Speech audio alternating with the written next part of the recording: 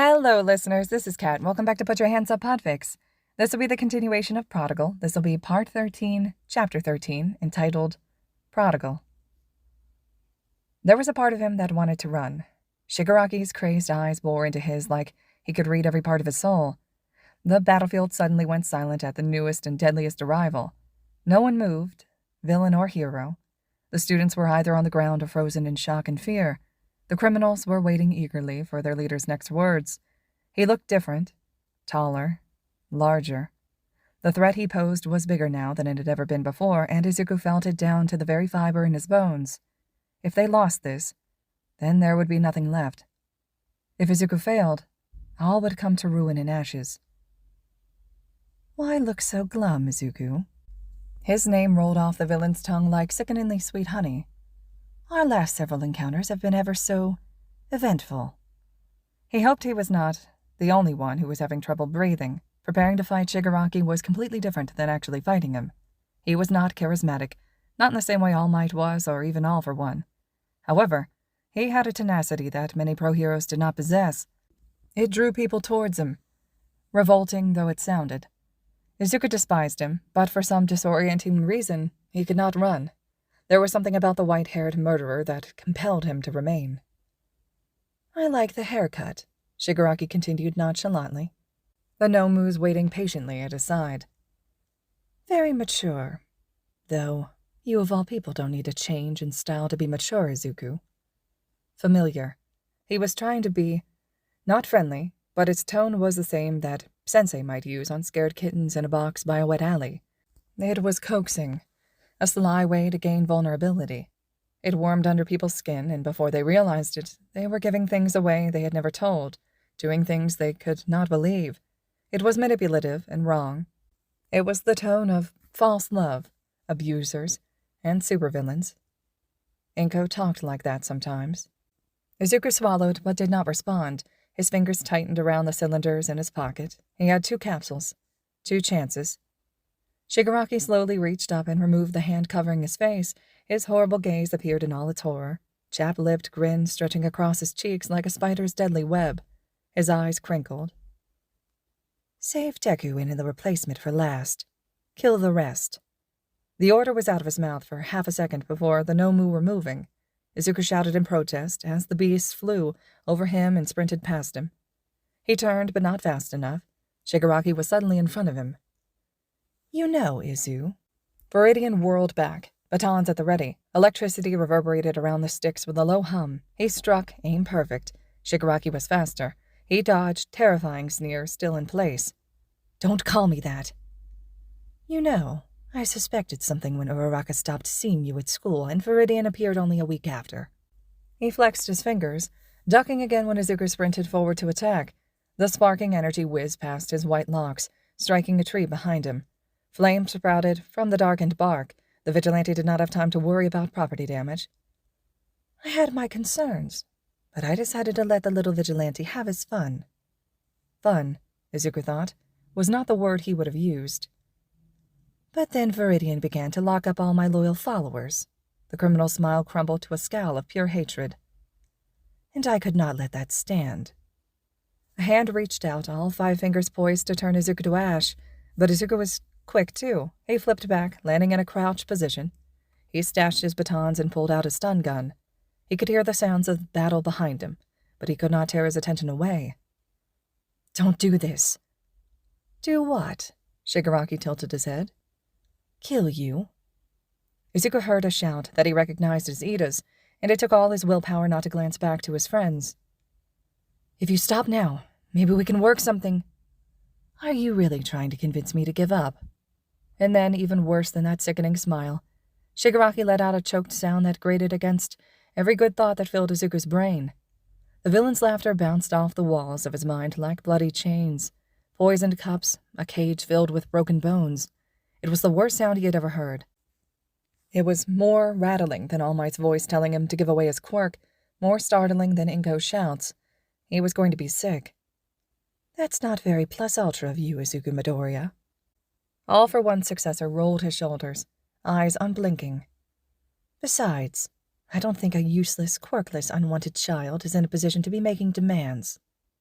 Claws sunk into both his shoulders, and he screamed. He had not even heard the Nomu approach. He was sucked into the air like a bird caught in a tornado. Pain spread across his back like the fires that were slowly encompassing the campus's woods. Flaming and red, it overcame his body and made him yell even louder. The claws dug in, and the monster's bellows overtook his pained shouts without any effort. He could not move his arm to shoot the Nomu or Shigaraki, who was gleefully watching the exchange. He was right, though. Who was Izuku? Despite his hard work, his best efforts, he would never be more than that worthless Deku who could not save a single person. The worthless Deku who could not save himself. You know, you could join me, Deku. You could show these heroes what happens when they abandon the broken children. You and I could rule this society like they have for years. We could make it all better, Deku. We could change it like they proclaim they will, but never do. We could rid the world of all the stupid fucking fakes and sit atop the rubble as kings. Somehow, amidst the constant affliction and chaos, Izuku found his voice. Strangled words fell from his lips as croaked whines, but he was sure that Shigaraki heard them. I will never sit in a throne made from all the bodies I had to burn. He was not sure if Mirio had been waiting for the most dramatic moment to be useful, but the familiar cape of Lemillion's suit flashed red, and he understood for a moment how much Eri admired him. There was a comfort in knowing that the heroes had finally arrived. Let him go! Shigaraki's bemused expression instantly morphed into startled fury. He dodged the perfectly aimed full cowling attack and waved his hand. The Nomu released his grasp on Izuku, and later, if there would be a later, the 16-year-old would berate the hero on his horrible choice of words. He plummeted toward the ground. The fall was not nearly as high as Uraraka's had been, but he still screeched when he hit the ground. His body arched as more pain spiked through him, like the green lightning around Mirio's arms. His vision flickered and sobs unbidden tumbled from between his bloody teeth. This hurt. This really fucking hurt. Tears stung his tightly closed eyes, and he whimpered. Izuku swallowed, cutting off another whine before it could begin. He was not allowed to hurt. He was not allowed to stop. His vision cleared, and he turned his head. Dust and blood had overtaken his sight, but he shakily reached up to wipe his eyes. He ignored the crimson now coating his fingers and searched for Shigaraki. Mirio had backed him up to the tree line.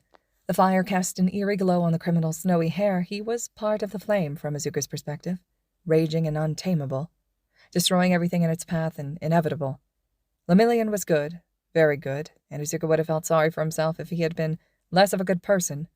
One for All sparkled across his form like it was made for him.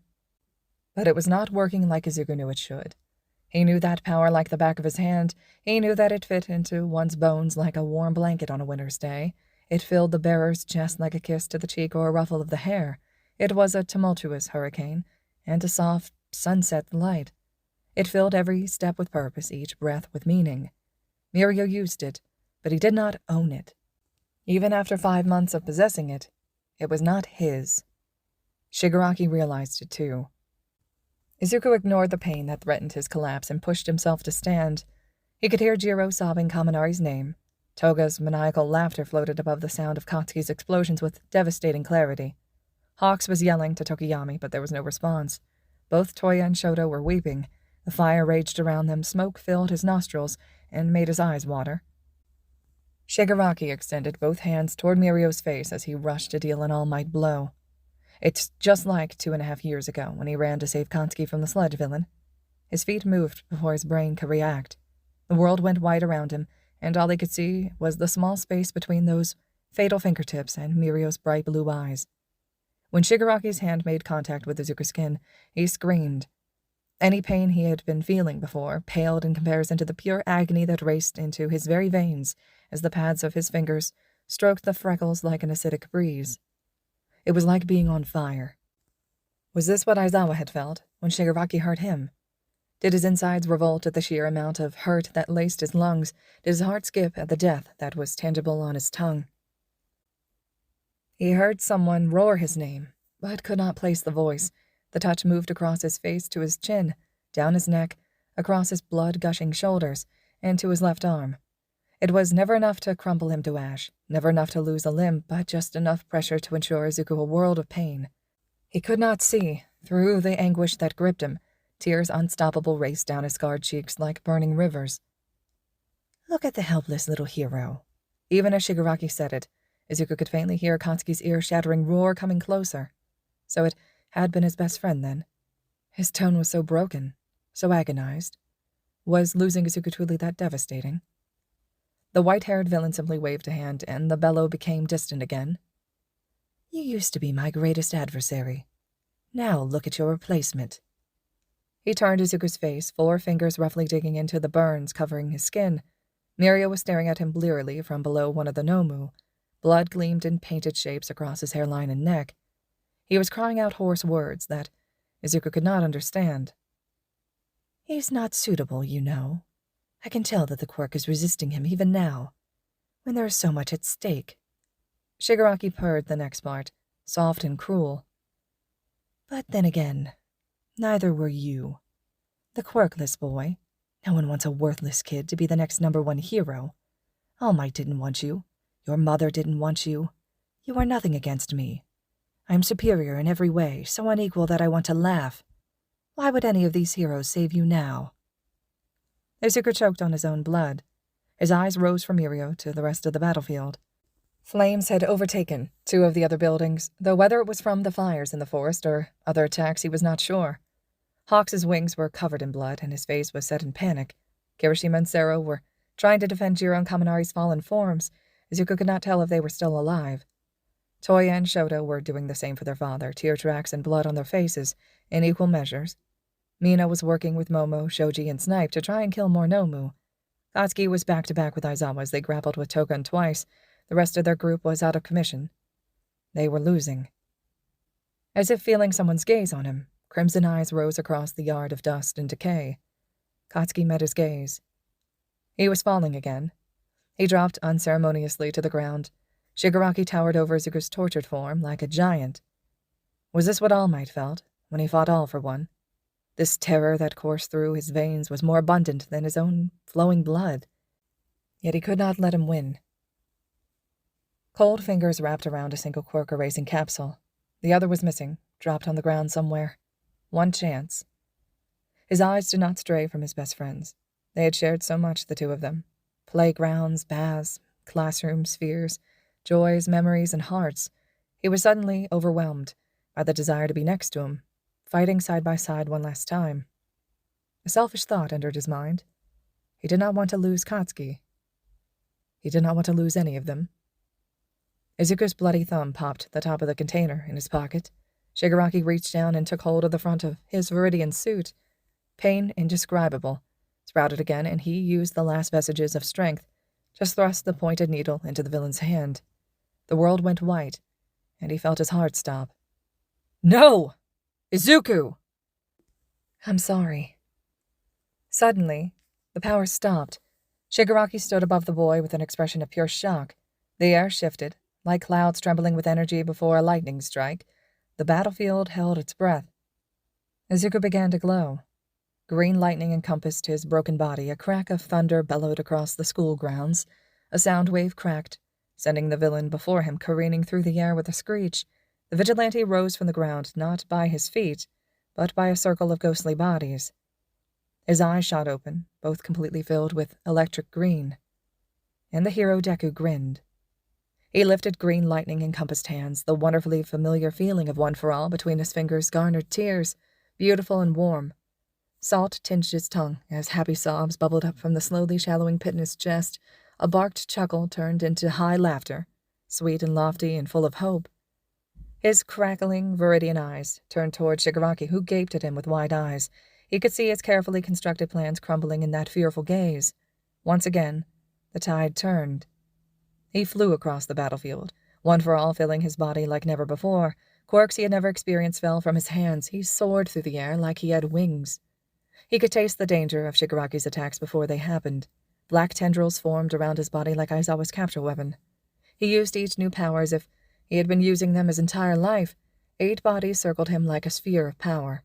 Influence over decades of power. Lives he had no part in, played out in a millisecond. Memories he knew were not his own flew across his eyelids like highlight reels. Names he did not know and people he had never met changed him forever.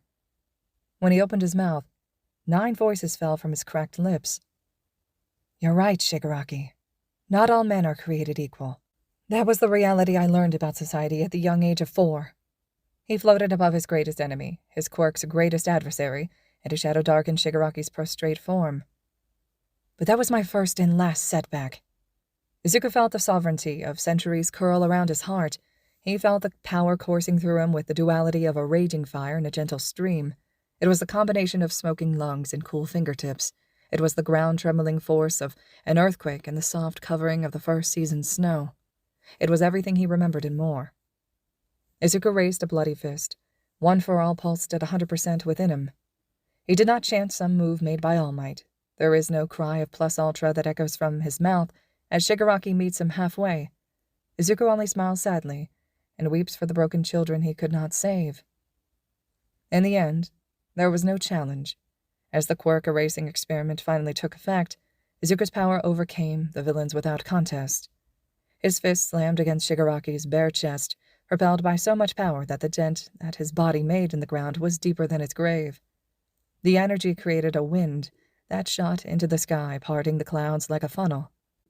The Nomu all raced to their master's side, but they were no match for Izuku. One flick of his finger was a hole in each of their heads. They crashed to the ground, dying screeches never reaching their leader's ears. Shigaraki twitched in his hole. Deku dropped to stand on either side of his trembling body. "You made a mistake, Shigaraki," he murmured hoarsely. "You chose darkness when there is so much light. You chose evil when there is so much fucking good in the world. You let bitterness, hatred, and anger overtake you until that was all that was left. You let the devices of others turn you into a villain. And yet," Izuku sucked in a breath, "yet I promise you this. In your next life, I will save you." Shigaraki's eyes were crusted over with blood.